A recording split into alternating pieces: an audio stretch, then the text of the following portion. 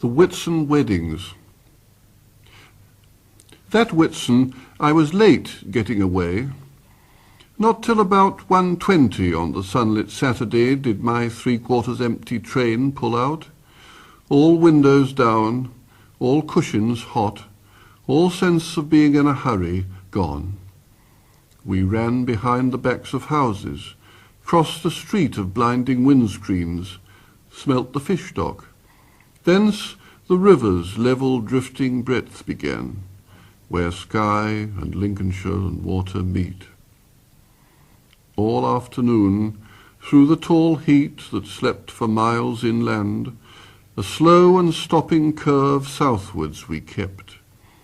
Wide farms went by, short-shadowed cattle, and canals with floatings of industrial froth. A hothouse flashed uniquely, hedges dipped and rose, and now and then the smell of grass displaced the reek of buttoned carriage cloth, until the next town, new and nondescript, approached with acres of dismantled cars. At first, I didn't notice what a noise the weddings made, each station that we stopped at. Sun destroys the interest of what's happening in the shade, and down the long, cool platforms, whoops and skirls I took for porters larking with the mails, and went on reading.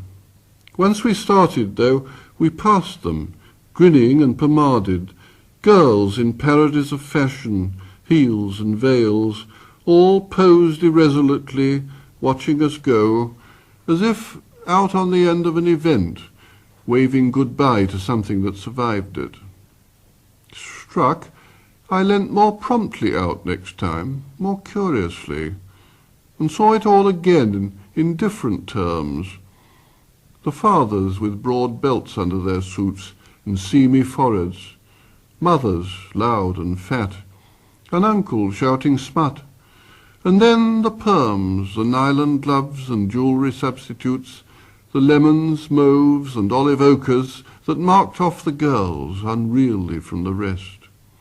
Yes, from cafes and banquet halls up yards, and bunting-dressed coach-party annexes, the wedding days were coming to an end.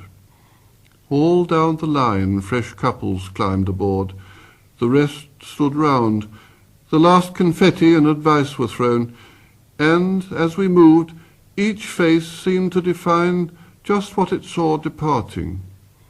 Children frowned at something dull. Fathers had never known success so huge and wholly farcical. The women shared the secret like a happy funeral, while girls, gripping their handbags tighter, stared at a religious wounding. Free at last, and loaded with the sum of all they saw, we hurried towards London, shuffling gouts of steam. Now fields were building plots, and poplars cast long shadows over major roads, and for some 50 minutes, that in time would seem just long enough to settle hats and say, "I nearly died," a dozen marriages got under way.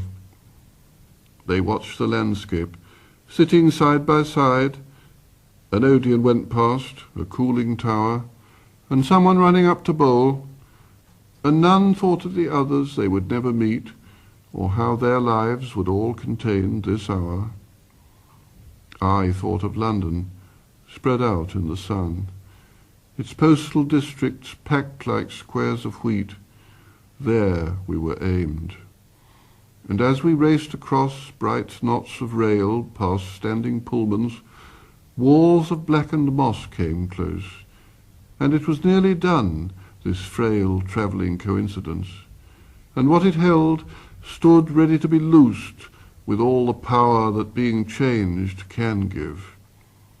We slowed again, and as the tightened brakes took hold, there swelled a sense of falling, like an arrow shower sent out of sight, somewhere becoming rain.